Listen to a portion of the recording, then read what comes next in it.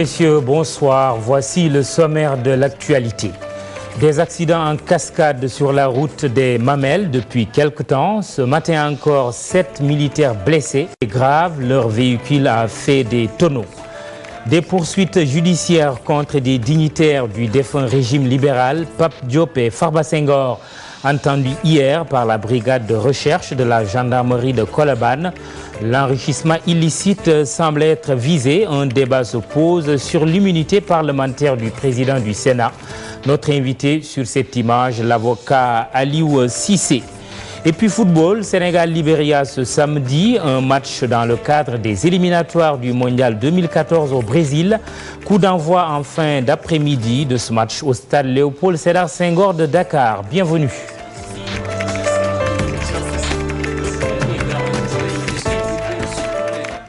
Ndeye Fatou Nia, bonsoir. Bonsoir Mamoudou. L'actualité, ce sont les accidents qui ne se comptent plus au virage des Mamelles. Des militaires parmi les blessés, dont un grave. Ils sont effectivement 7 blessés, dont un grave. Le chauffeur de camion militaire a perdu le contrôle du véhicule, faisant plusieurs tonneaux. Cet axe routier enregistre souvent des accidents, ce que les riverains déplorent. Suivez plutôt ce reportage de Fatou Kinedem Iboussissé. La route des Mamelles fait encore des victimes.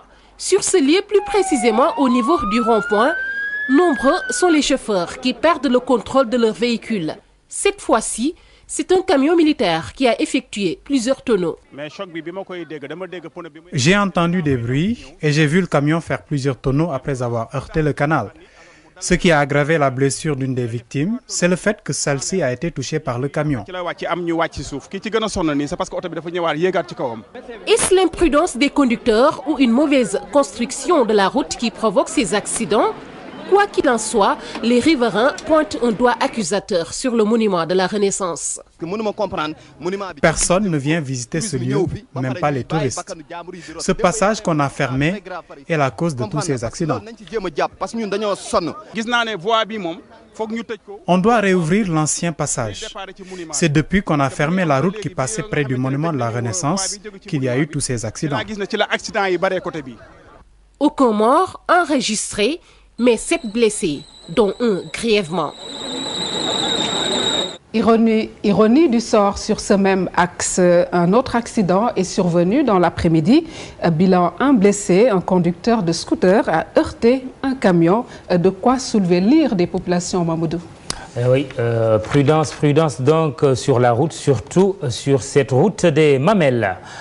Gestion de l'école sénégalaise, le cadre unitaire des syndicats d'enseignants invite le nouveau pouvoir à cesser l'informel. Effectivement, le CUS invite l'État à rompre avec le pilotage à vue de l'école.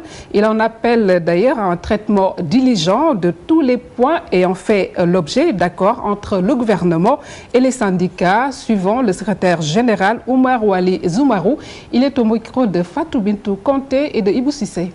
Nous avons, en tant que cadre qui regroupe 27 organisations syndicales, contribué pleinement au sauvetage de l'année scolaire et même universitaire. Pour ceci, nous avions accepté, avec les promesses des anciennes autorités, mais également de ceux qui prétendaient diriger le Sénégal, de surseoir à notre plan d'action pour leur permettre de terminer leurs activités politiques et après d'apporter des réponses adéquates par rapport aux préoccupations des enseignants. Mais aujourd'hui, nous regrettons que 2 mois après l'avènement de la deuxième alternance du Sénégal, que les nouvelles autorités n'accordent pratiquement aucune importance aux enseignants. C'est comme ça que nous pouvons le qualifier. Parce que tout simplement, même pour convoquer l'ouverture des négociations, ils ne peuvent pas le faire. Nous avons jugé cette attitude scandaleux, mais également irresponsable. C'est pourquoi au sein du CUS, nous leur entretenons, mais également nous entretenons à l'opinion notre position qui consiste à dégager toute notre responsabilité par rapport à ce qui pourrait remettre en cause même l'accord de stabilité que nous avons accepté avec.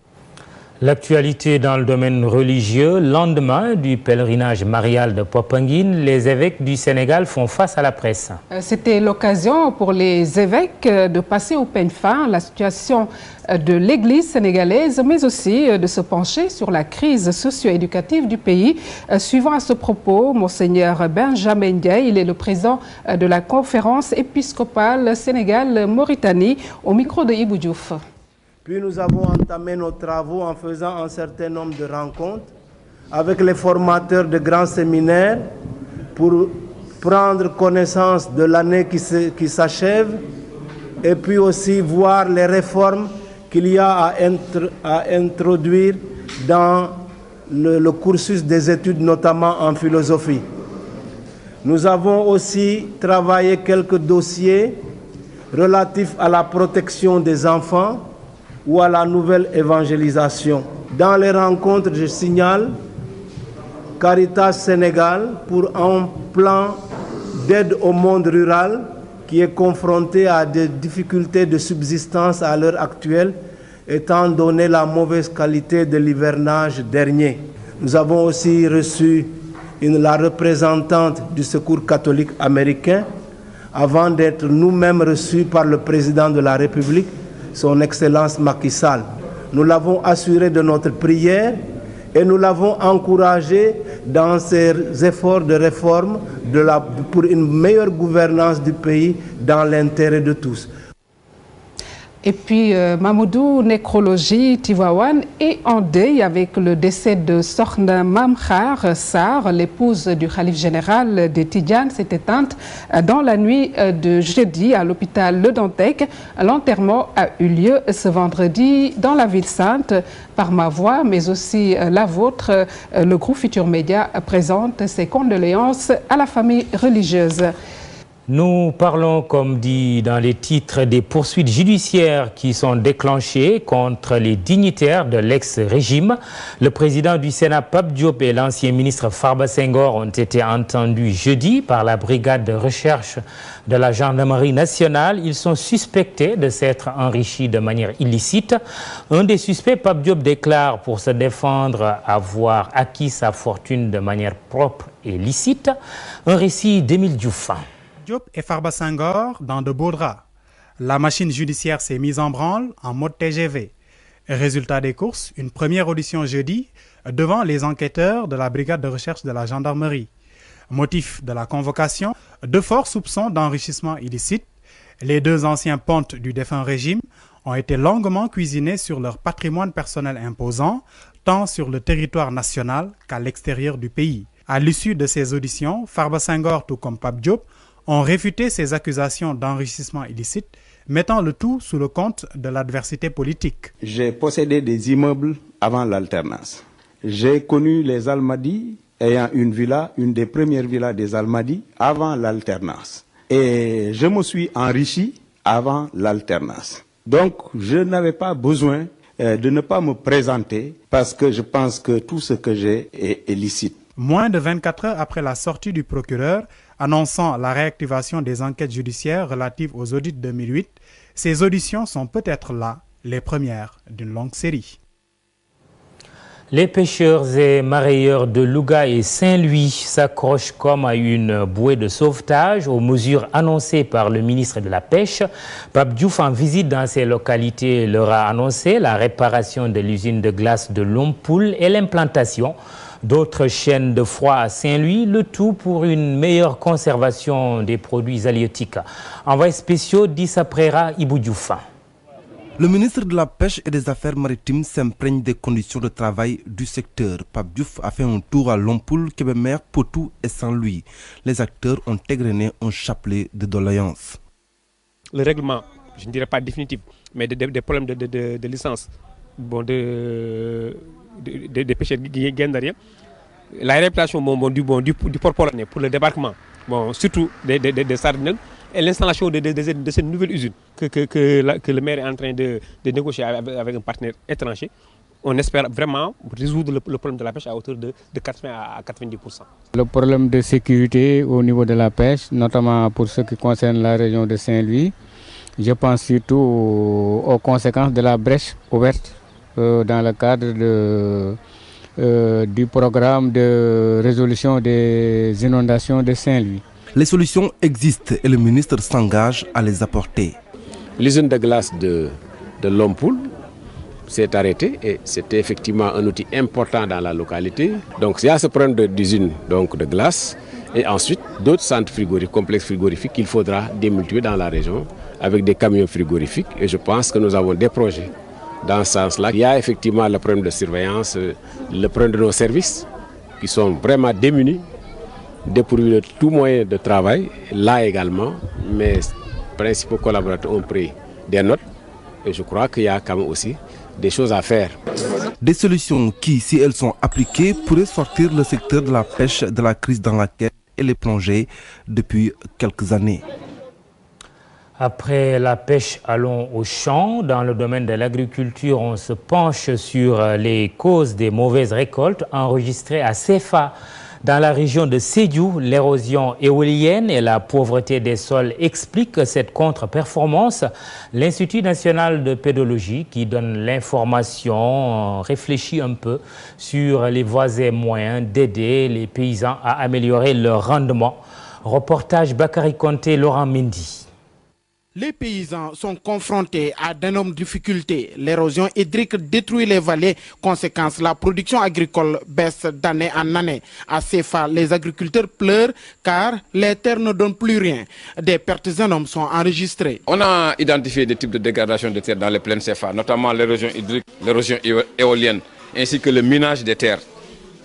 Tous donc des types de dégradation qui vont baisser la productivité des terres. Les plaines CFA, c'est des terres à perte de vue, n'est-ce pas? Et comme l'a dit monsieur le préfet tantôt, le sol, ce n'est pas un élément isolé dans la nature. Il réfléchit un peu, il a dit que c'est la conjugaison donc, de l'arbre, de l'eau et tout ça qui interagit avec le sol, qui donne à la terre sa personnalité. Donc CFA, des terres dénudées à perte de vue, ça montre nécessairement qu'il faut y planter des arbres.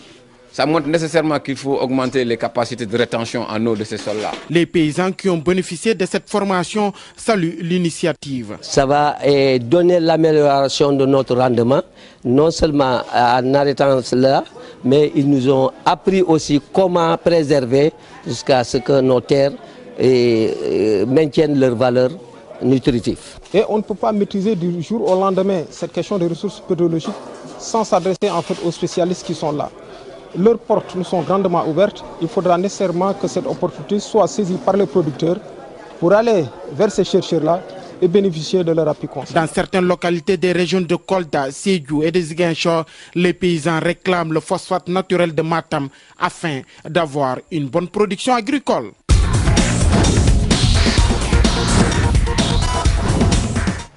Le football pour attaquer le sport. Mme Fatou Ndoye, bonsoir. Bonsoir Mamoudou. Il s'agit des éliminatoires de la Coupe du Monde 2014 au Brésil. Les Lions entrent en lice samedi. Tout à fait, avec un match à livrer devant le Libéria. Une rencontre d'une grande importance pour Joseph Koto et ses hommes après la désillusion en Guinée équatoriale. Au-delà des enjeux sportifs, il s'agit pour Papis Demba Cissé et ses coéquipiers de se réconcilier avec le public sénégalais. Abdoulaziz Ndiaye.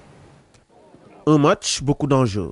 Sénégal contre Libéria s'inscrit dans le cadre des éliminatoires du Mondial 2014. Une bonne entame de cette campagne de qualification à la prochaine Coupe du Monde passerait d'abord par une victoire sur le Libéria ce samedi au stade Léopold Sédar Senghor. Toutefois, l'équipe du Libéria ne viendra certainement pas en touriste. Elle compte bien semer le trouble et bouleverser les Lions du Sénégal dans son propre fief. Au-delà de l'enjeu de la qualification, la bande à Papis Demba Cissé devra se montrer engagée dans l'optique de reconquérir le cœur du 12e Guindé après sa débâcle de Bata. Sur 4 confrontations contre leur adversaire de ce week-end, l'équipe du Sénégal a eu 3 victoires et un match nul. Reste à savoir si le Sénégal sera à mesure de confirmer ces statistiques. Et puis le Sénégal a intérêt à bien entrer en compétition puisque le match doit être abordé avec sérénité et lucidité. C'est ce que nous dit Badara Sarr, coach de l'AS Douanes, interrogé par Saher Insa Diop. C'est un match contre une équipe supposée faible par rapport au Sénégal sur le plan international. C'est une équipe qui vient jouer le Sénégal à domicile. Je pense que c'est un match qu'il faut impérativement gagner pour surtout rentrer de plein pied dans les phases éliminatoires. Parce que Ce qui est sûr, c'est un groupe à 4 où je pense qu'il n'y a qu'une seule équipe qui est qualifiée pour passer, je pense, au deuxième tour. Donc c'est des matchs vraiment qu'il faut aborder avec beaucoup de sérénité, d'autant plus que c'est une équipe qui vient d'être encore mise en place par le Sénégal, une nouvelle équipe. Maintenant, il va falloir être serein, être patient aussi, mais surtout être efficace et être lucide aussi. Voilà, vous l'aurez donc compris, la phase des éliminatoires de la Coupe du Monde démarre ce week-end. Le match Sénégal-Libéria sera retransmis en direct sur nos antennes. Auparavant, à 15h30, nous vous proposons les temps forts de l'émission spéciale France-Sénégal 10 ans déjà. Et dans la foulée, le film de Titi Camara, donc La Tanière, consacré au Lion de 2002. En après-midi, donc foot sur la TFM. Demain, rendez-vous à partir de 15h30. À retenir également parmi les rencontres phares de ce samedi dans le groupe I, le Cameroun qui reçoit Yaoundé, la RD Congo. Dans le groupe C, à Bakau, Gambie, Maroc. Et à Abidjan, Côte d'Ivoire, Tanzanie. Et puis dans le groupe D, les Zambiens, champions d'Afrique en titre, qui se déplacent à Khartoum devant le Soudan. Mahmoud.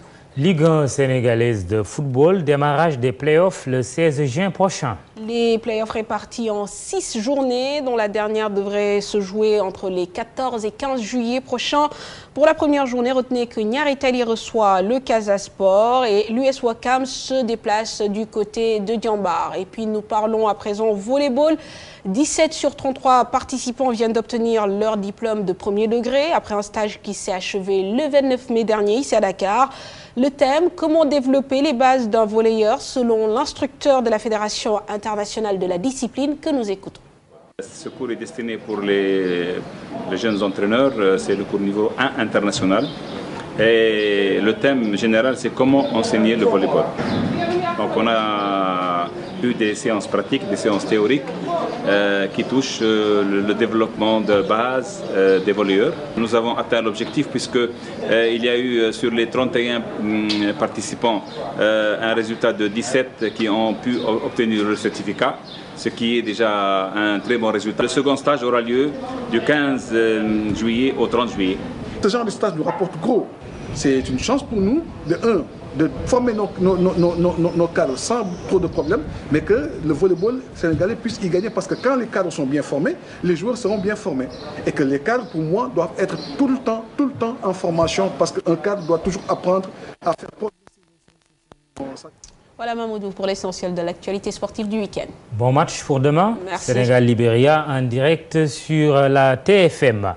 Le focus du jour, c'est un retour sur les poursuites judiciaires contre des responsables du précédent régime. Nous nous sommes intéressés à l'immunité parlementaire dont bénéficie le président du Sénat. Dans quelles conditions Pape Diop peut-il être auditionné? Marie-Christine Mendy nous explique tout cela. Pape Diop et Farba Senghor ouvrent le bal des auditions concernant des dignitaires du régime de Maître Abdoulaye Wade. Sur instruction du procureur de la République, Ousmane Diagne, les enquêteurs de la brigade de recherche de la gendarmerie ont convoqué hier dans leurs locaux de Colobane le président du Sénat et le chargé de la propagande au PDS, par ailleurs ex-ministre. Ces derniers ont été longuement entendus. Pape Diop, reçu en premier lieu, a dû pendant 4 tours d'horloge répondre sur son patrimoine personnel. Parc automobile, terrain, villa, entre autres fortunes. Il aurait nié être le propriétaire des immeubles qu'on lui attribue. Quant à Farba Senghor, son audition aura duré 1 heure avec les hommes en bleu. Tout comme son ex-frère de parti, il a été entendu dans le cadre de l'enquête sur l'enrichissement illicite. Le début des auditions membres de l'ancien régime appelle un certain nombre d'interrogations au plan juridique, notamment en ce qui concerne les parlementaires et les anciens ministres. Nous recevons sur ce plateau Maître Aliou Cissé. Bonsoir. Bonsoir. Maître, vous avez été agent de l'État du Sénégal dans les années 80 quand on a beaucoup parlé de cette cour de répression de l'enrichissement illicite. Alors le sujet du jour, la procédure utilisée dans le cadre de l'audition de Pape Diop, président du Sénat, et de Farba Senghor, ancien ministre, est-ce qu'on peut trouver à redire? Oui, on peut trouver à... Disons, il y a de quoi se poser des questions. Parce que nous avons dernièrement entendu parler de la nécessité de remettre au travail cette cour de répression de l'enrichissement illicite. Certains de ses membres ont été nommés. Je suppose que si tout le monde est nommé, il y a nécessairement un procureur spécial qui travaille avec un substitut. C'est-à-dire un procureur autre que le procureur de la République. Un procureur autre que le procureur de la République. Pourquoi? Près le tribunal régional hors place de Dakar. Parce que tout simplement, c'est une cour d'abord, et elle a des institutions qui lui sont propres. Elle a une juridiction de jugement, c'est la cour, composée d'un président et de 3 juges titulaires, ayant chacun un suppléant.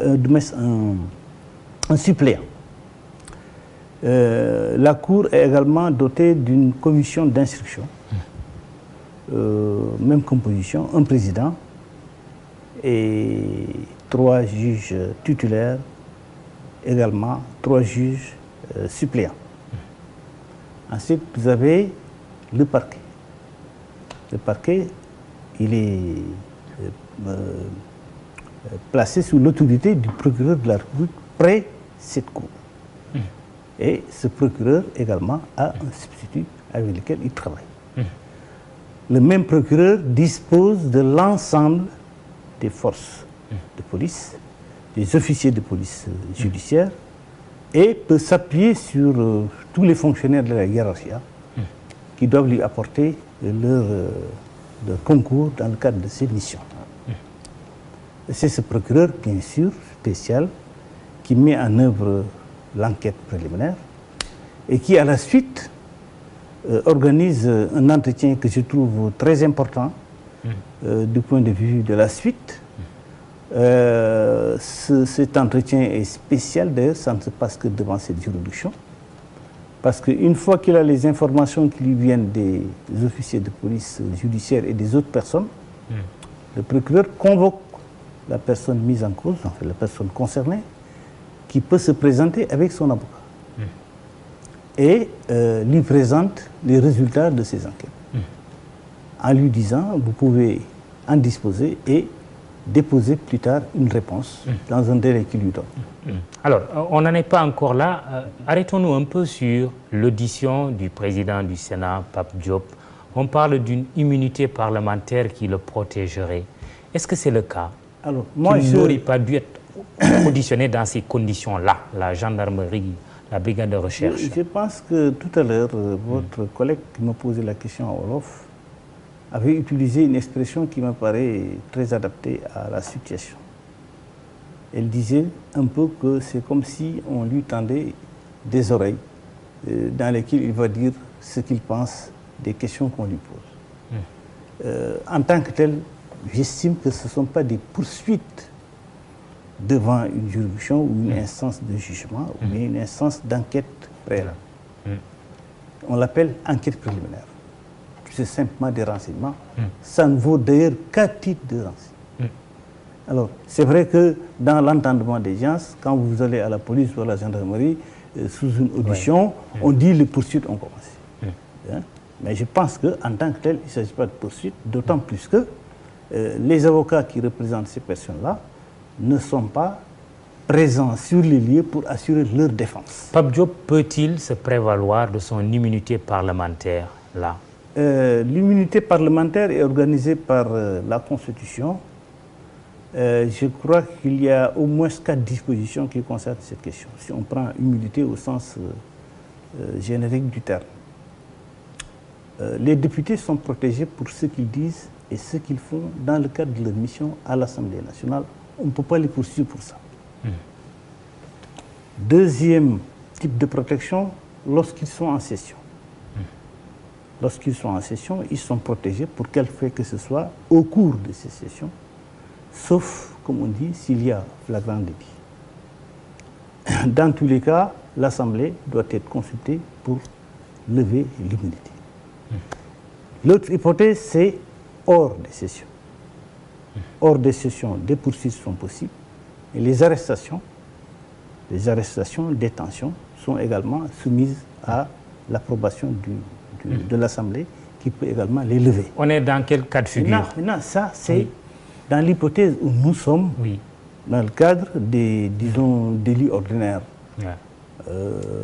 Concernant la chose publique de manière générale, détournement, escroquerie et autres malversations dans le cadre.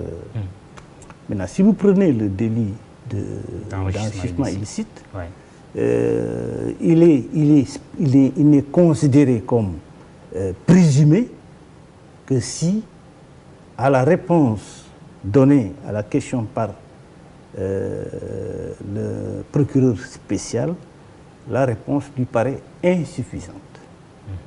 C'est en ce moment que lui-même, il saisit la commission d'instruction qui ouvre l'enquête préalable aux poursuites. Donc, à ce stade, la question se pose de savoir, est-ce que les faits reprochés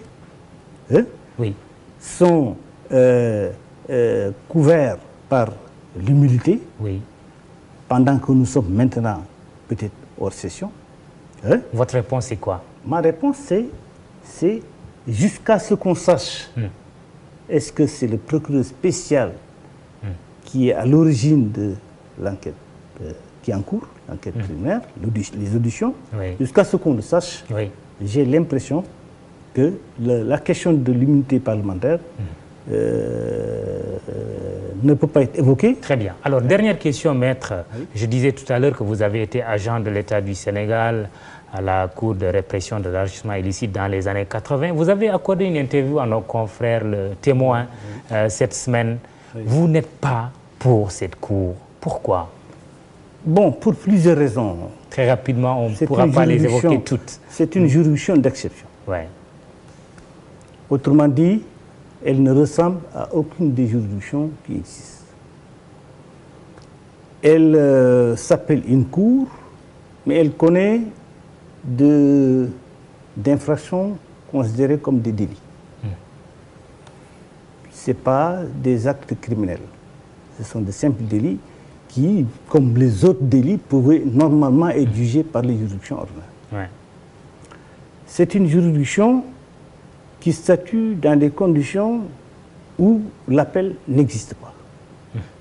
Les décisions qui sont rendues en dernier ressort. Vous n'avez que la cassation. C'est aussi une juridiction qui, à mon avis, ne répare pas le préjudice causé à la vraie victime, selon ma propre perception des choses. Parce que les délits classiques qui mettent en cause les deniers publics sont poursuivis hors de cette juridiction, devant les juridictions ordinaires, détriment de deniers publics et autres. C'est vrai que la loi prévoit une passerelle qui permet d'aller de ces délits jusqu'au délit d'enrichissement illicite. Mais pour ma part, j'ai l'impression que l'amende qui peut être prononcée à côté de la peine d'emprisonnement, cette amende va dans les caisses du Trésor, alors que la personne qui aurait participé à l'enrichissement est une personne extérieure à l'administration. C'est pour ça que j'ai l'impression qu'on n'a pas pris le soin de réparer le préjudice que subit la vraie victime. Merci, Maître Aliou Cissé. Nous sommes rattrapés par le temps. Nous aurons certainement l'occasion prochainement de revenir sur ce débat sur la Cour de répression de l'enrichissement illicite. C'est la fin de l'incontournable pour ce soir. Retrouvez toutes nos émissions à partir d'aujourd'hui sur www.gfm.sn. Merci, bonsoir, excellent week-end.